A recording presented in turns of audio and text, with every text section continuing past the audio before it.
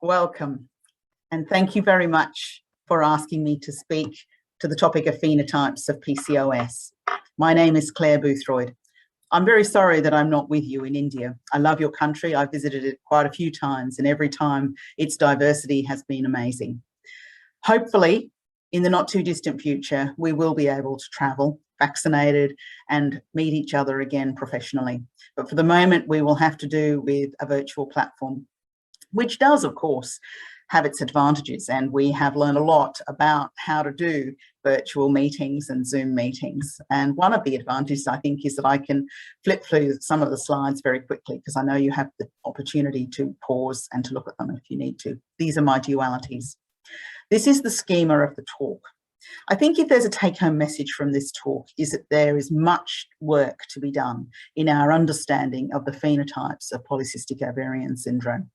I'm going to take you through the influences of the changes in the definitions of polycystic ovarian syndrome and explore some of the definitions of the phenotypes, their prevalence and their implications, and then perhaps open up some discussion on the menopausal phenotype of PCOS. This slide is very well known to you all, and in the 80s and the early 90s, it was the definition of the National Institutes of Health that dominated our understanding of PCOS, and it was underpinned by hyperandrogenism, and polycystic ovarian morphology or ultrasound appearance was not part of the definition. The Rotterdam Consensus made it 2 of 3 features and paved the way for the phenotype descriptors that we have today, any 2 of the features.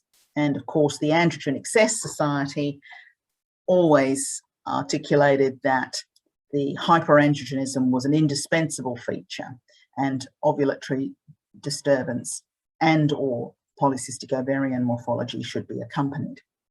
But the international guidelines put the Rotterdam Consensus as being the gold standard in definition. And initially, following the Rotterdam Consensus, we had the description of 3 phenotypes: the classic PCOS with chronic anovulation and hyperandrogenism, and ultrasound didn't really matter. Then ovulatory PCOS phenotype, so there was ovulation but hyperandrogenism and evidence on ultrasound of polycystic ovarian morphology. And then the third type was anovulatory with normal androgens, but evidence of PCOM on ultrasound. And we knew in the 2008 that the classic phenotype was much more likely to have the manifestations of hyperinsulinism, so that all of the de facto markers of impaired glucose tolerance, gestational diabetes, dyslipidemia, metabolic syndrome, and so on, were much worse in the classic phenotype. The ovulatory phenotype still had manifestations of hyperinsulinism, but not as bad as the classic, and there was possibly some evidence in the normoandrogenemic, the third phenotype. The normoandrogenemic, it was acknowledged at that time, was the least studied, it was the most debated, and probably the most heterogeneous phenotype, because we know that up to 25% of women in the community, if they have an pelvic ultrasound performed and they're in the reproductive age, will have evidence of polycystic ovarian morphology on ultrasound. And therefore, those women who have functional hypogonadotrophic hypogonadism or centrally based menstrual disturbance of a mild or intermittent nature, perhaps due to weight loss or exercise, not profound hypogonadotrophic hypogonadism, but those with mild intermittent hypogonadism will be pulled into the definition of polycystic ovarian syndrome by the fact that 25% of normal women have evidence of polycystic ovarian morphology. And so this was a difficulty with the Rotterdam Consensus. It was speculated that perhaps ovulatory PCOS that had hyperandrogenemia was a more mild form. But why? Did they have less insulin resistance? Was this related to the genetics or to the environment or both?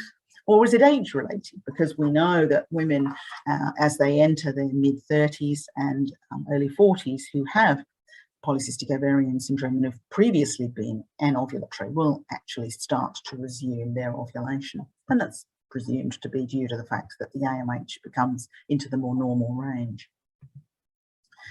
With the international guidelines, concurrently, the classic PCOS phenotype that I've described was divided into two groups, phenotype A and phenotype B, according to whether polycystic ovarian morphology was present on ultrasound.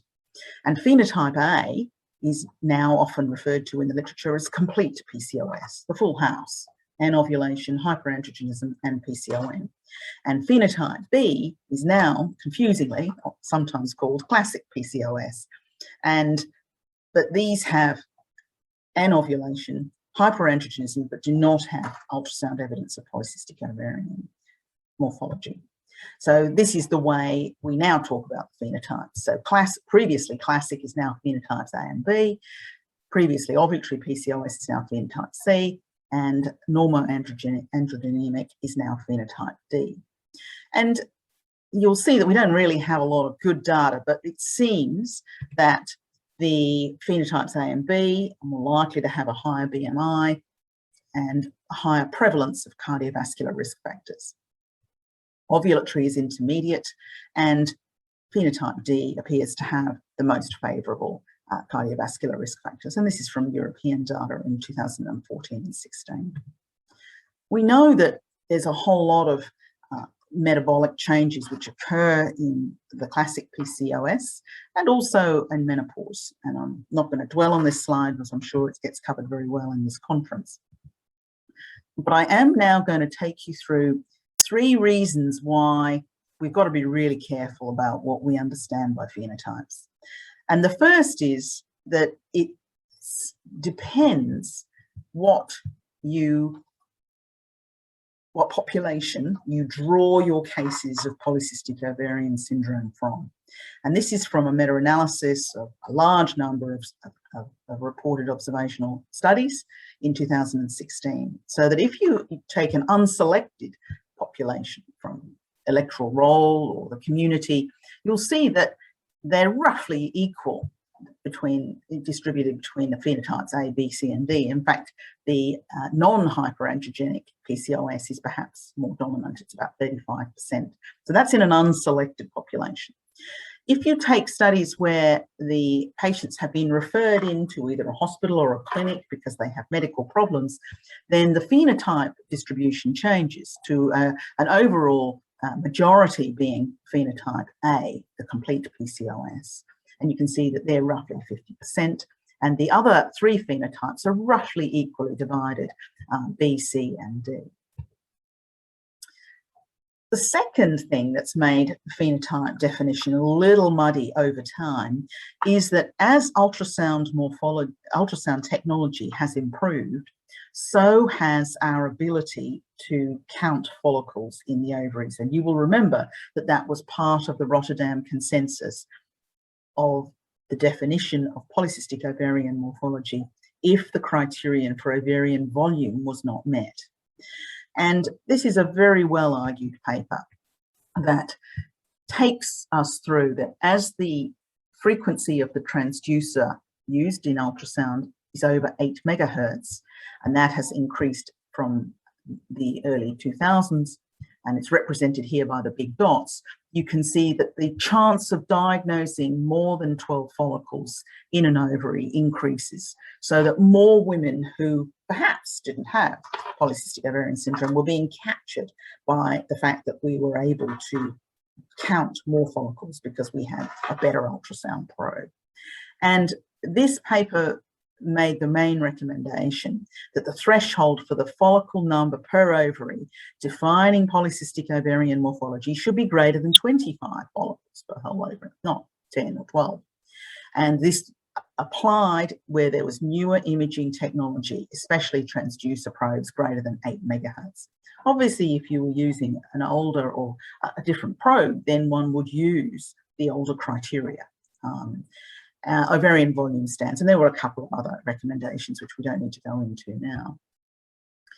The third reason why we have to be careful about phenotypes is that I think there is considerable variation because it's a heterogeneous disease in different ethnic groups. And I'm just going to take you through 3 papers of different ethnic populations in relation to phenotype, just to give you some idea of the problems that we have.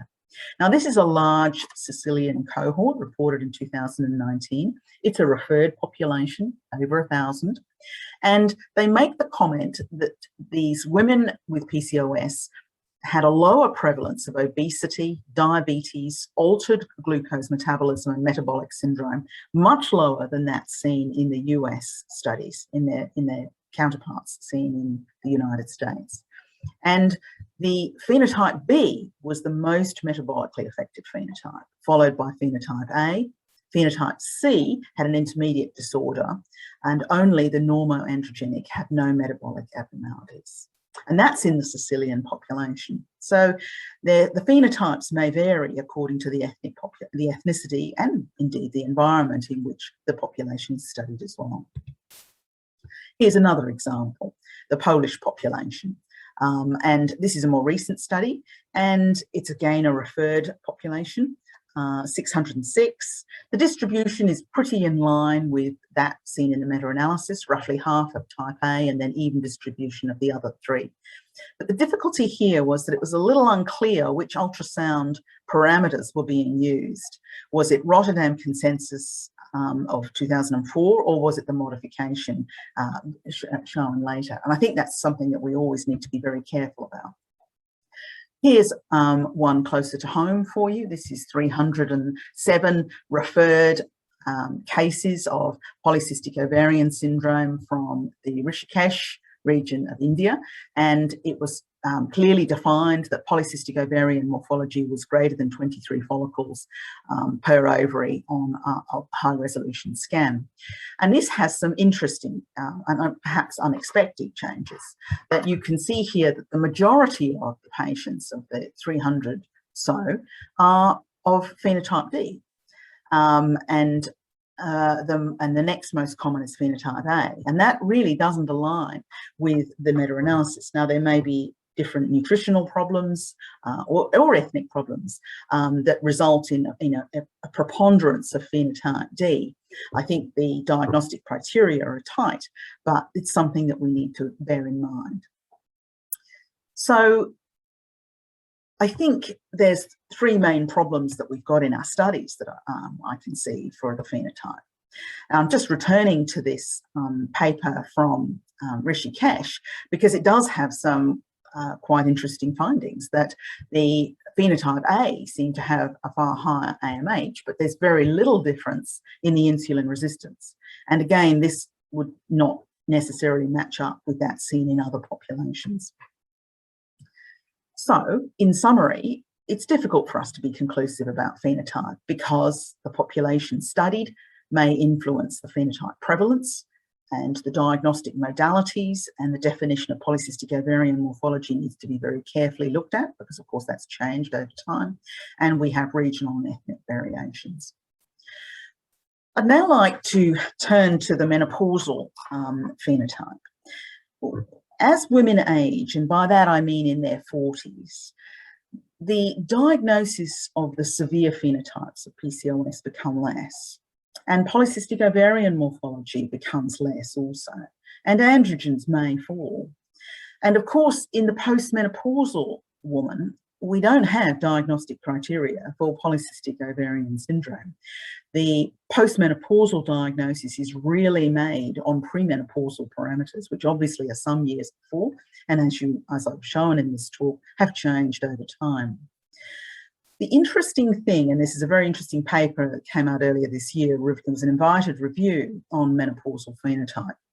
The longitudinal studies, which by definition are heterogeneous, suggest that the cardiometabolic profiles between women with PCOS and women who don't have PCOS lose significance in the peri- and postmenopausal woman. I think we would expect that the classic PCOS phenotype would be at very high risk of vascular disease. The fact that we're actually unsure about that is, I think, a great paradox. I'm just taking the conclusion from this invited review that the current evidence suggests that the PCOS phenotype ameliorates with aging, and the differences in cardiometabolic risk profiles between women with PCOS and their controls lose significance.